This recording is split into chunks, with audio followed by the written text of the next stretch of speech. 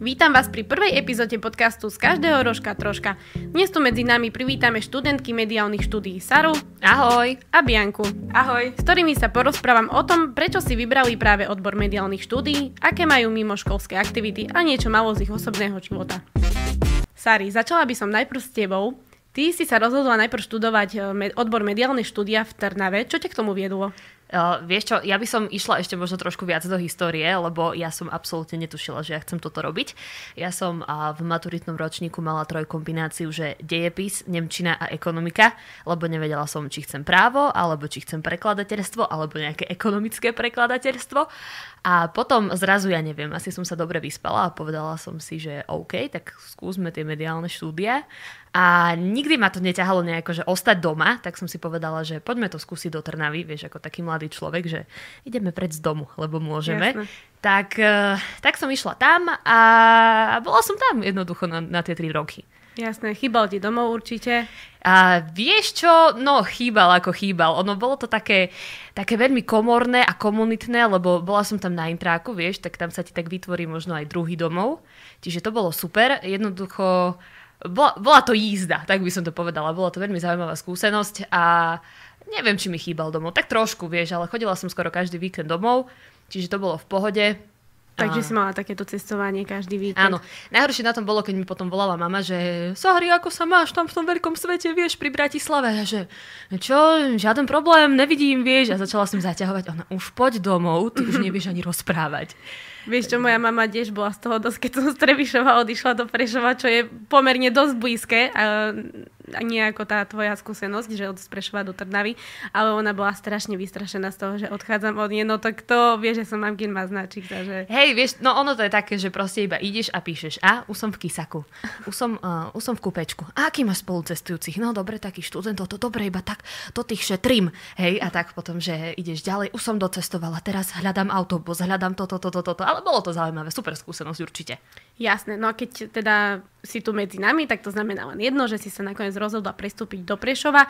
Vedela by si nám špecifikovať viac alebo menej už, ako ty uznáš za vhodné, že prečo si sa takto rozhodla? Vieš čo, začal COVID, to všetci dobre vieme, takže jednoducho v 2. ročníku v Trnave bola potrebná prax a my sme sa museli vrátiť domov, tak teda oslovila som jedno rádio tu v Prešove s tým, že si potrebujem spraviť praxe, či by to bolo možné na 2 týždne a oni, že áno. No a potom to aj tak začalo s tým, čo sa budeme rozprávať ďalej, že zostaň a ja, že dobre, tak zostanem, lebo my sme naozaj v tej Trnave riešili COVID tak, že sme rok a pol takmer boli úplne doma, čiže potom už pre mňa bol veľmi náročný ten návrat, že nechať pustiť robotu, ktorá je spojená s mediálnymi štúdiami a celkovom proste nejakom tomu nastavení života za ten rok a pol a potom sa tam vrátiť a začínať kvázi, že od nuly zas v Trnave. Tak som si povedala, že tak veľmi nadnesene, že je to iba papier a mediálne štúdia sú aj v Prešove, tak teda tie 2 roky budú v pohode, keď ich skončím aj tu.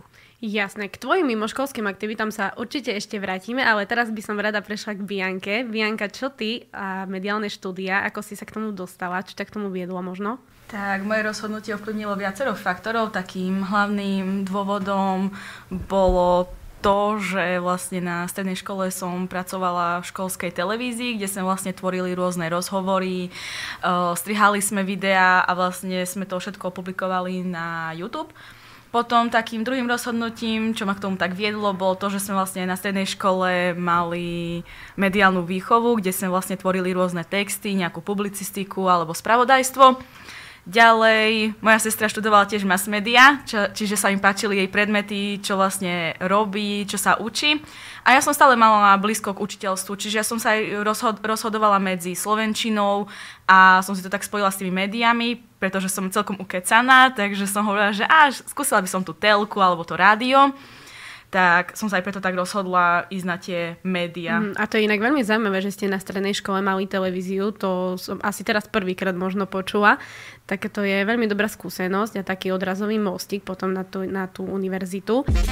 Keby som sa vás spýtala, že na nejaké najväčšie hoď 1-2 pozitíva na našom odbore, čo by ste možno tak povedali? možno nejakí uchádzači, keď nás teraz počúvajú, čo by ste im povedali, že prečo by si mali vybrať mediálne štúdia? V Prešove samozrejme. Mne sa možno páči to, že nie je to ako na iných mediálnych alebo žurnalistických školách, že je nás tu menej. To znamená, že aj ten prístup učiteľa je viac taký individuálnejší a s tým súvisí aj to, že naozaj koľko nás je, 15-16 spolužiakov. Čiže je to také osobnejšie a skôr si nadviažeš nejaké tie vzťahy, pretože celkovo tá sieť, ten nejaký networking a tak ďalej, čo si potrebuješ vytvoriť, hoci niektorí to nechcú, hej, že teraz kontakty, tak ide toto tak prirodzene a vie ti to iba pomôcť. Takže toto je za mňa asi také, že najväčší plus. Tak ja súhlasím tiež so Sarou, čiže pre mňa taká výhoda tejto školy je to, že sme taký malý odbor a tie vzťahy aj medzi tými učiteľmi sú oveľa lepšie v porovnaní inými školami, lebo viem, že niekde to tak funguje, že proste zadajú ti nejakú úlohu a proste ich nezaujíma, že či ty dochádzaš, či nedochádzaš, či to splníš, či nie, proste ťa aj vyhodia, keď nespravíš a tu ti dajú aj tú šancu ísť na ten opravný napríklad test. A hlavne to je ďalšie plus v porovnaní inými školami, kde sú tie médiá, že je tu aj školská televízia, školské rádio a zároveň aj ten pres. Ja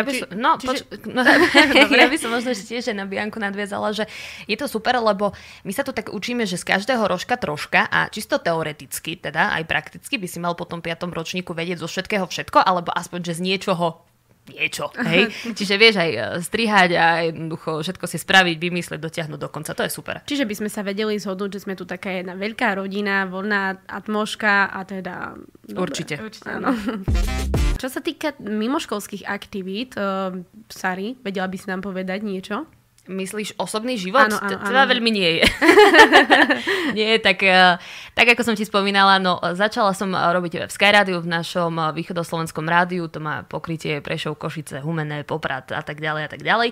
Čiže je to nie už iba prax, ale normálne jednoducho taká brigádka, robotka popri škole, čiže tam mi zaberá najviac času.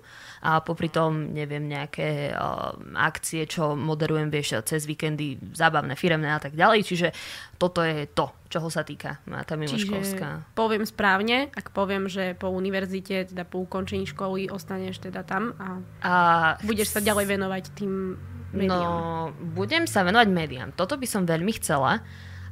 Ostať v tejto, možno by som to nazvala, že multimediálnej oblasti, lebo neviem, či rádio, vieš, lebo ak si nalejeme, že čistého vína, ak by som to takto povedala, tak gro všetkých tých médií je práve na západnom Slovensku. Čiže tam by bola potrebné nejaké, že zase zbalím caky-paky a odsťahujem sa. Ale môjim takým mini snom, je napríklad, že organizovať akcie. Lebo tam proste obsiahneš všetko, čo sa týka aj toho marketingu, aj toho moderovania, strihania, fotenia, jednoducho je to všetko. Čiže určite chcem zostať v mediálnej oblasti. Ale ty máš takú na to energiu, to som si všimla od prvého dňa, čo som ťa spoznala, ty si taká usmievavá, šťastná, nikdy nie si naštvaná. No, to som, ale vyžaruje z teba niečo, vieš, takéto, že proste tá energia, ten vibe ho máš. Ďakujem veľmi pekne, ale je to aj tým, že vieš, že tak to poviem, my doma veľmi nahlas rozprávame, niekedy aj kričíme a občas som taká, že direktívnejšia, vieš. A ja by som presne toto chcela organizovať, lebo ja by som si tak postavila ľudí do radu podľa seba a povedala by som, ty robíš toto a takto to bude. Že proste taký minisen. OK, a Bianka, čo sa týka teba, venuješ sa nejakým mimoškolským aktivitám, alebo teda plánuješ zotrvať pri niečom inom? Akým smerom sa uberáš? Alebo uberieš možno po škole? Tak ja momentálne robím ako manikér vo svojom voľnom čase a akože chcela by som určite ísť aj do tej oblasti médií, ale momentálne fakt robím tie nechty, čiže ona sa to vlastne tak stalo s tým, že začala som len tak ako hobby a vlastne ako aj stále to beriem ako hobby, ale samozrejme z toho teraz zarábam a hlavne ma to celkom baví. Čiže možno by som aj v tomto ostala, lebo pretože začala som robiť iba sebe a teraz mám vlastný priestor. Čiže som celkom šťastná, ale stále mojím snom bolo sa dostať niekde do rádia, hlavne do Európy 2. Čo nie môže byť? Áno, ale asi by som neodišla určite na ten západ. Mám tu všetko vybudované na východe a tu by som asi chcela ostať. A niekde sa tu dobre uplatniť na východe, v médiách je celkom ťažké. No a čo sa týka tej práce, vyčerpáva ťa to skôr psychicky alebo fyzicky? Asi psychicky. Ľudia sú rôzni, čiže asi tá No to by si mohla, vieš, nejakú tú story, keď nejaká tá šílená nechtárka, keď pridá na Instagram tie svoje četiky, tak akože ja sa na tom riadne smejem. Tak ľudia sú rôzni, akože môžem povedať, že ľudí si vyberám ja, tým, že som sama sebe pánom. Tak stretla som sa s rôznymi ľuďmi, ako napríklad, hej, že robím si nechty a zrazu jedna baba z ničoho nič vydýchne na mňa dym a ja sa len pozriem hore, že čo to je a ona mi povie, že nemôžem. Že no nie, nemôžeš si zapáliť. Akože v pohode si zapálila ajko, čo som bola ako celkom prekvapená. A hlavne také, hej, tie meškanie, akože celkom sa ma už dievčatá a hlavne tie mladé boja, lebo vedia o mne, že som striktná v tých pravidlách, ale bežne sa stretávam s tým, že mi zavolajú, že chcú zrušiť termín a očakávajú, že im dám budúci týždeň. Poviem im, že no bohužiaľ nie, prídeš o 3 týždne a ona normálne na mňa vyletí, že ako si to predstavujem, že ona má dlhé nechty, ona si potom môže rovno odštiknúť a ja pozerám, že to nemyslí vážne. Zrušiť deň predtým a ona očakáva, že dám jej termín hneď. Tak na toto ja by som určite energiu nemala. Tak ako som pravila, že Sara má ten vibe, že ho cítiť, musím povedať, že z teba cítiť tú striktnosť, hej, už od prvého dňa, čo som ťa stretla, že ty si taká, že nie, proste toto sú moje pravidlá a cez nich neprejdeš, hej, tak to je super, to je akože do toho, akože hlavne pracovného života, ale určite aj do osobného je to fajn, keď si vieš určiť tie hranice. Sari, tak keď by som sa mohla ešte vrátiť naspäť k tebe, ty si sa osobne vypracovala na takúto pozíciu ako? Keby si nám vedela možno nejaké know-how. No tak, ako som ti povedala, vieš, že ja som naozaj že poslala e-mail, že ahojte, čaute, chcem tu robiť, oni že príď, ale začiatok bol taký, že ešte v Trnave ja som bola tiež v školskom rádiu, ale tam to začalo skôr tým spravodajstvom.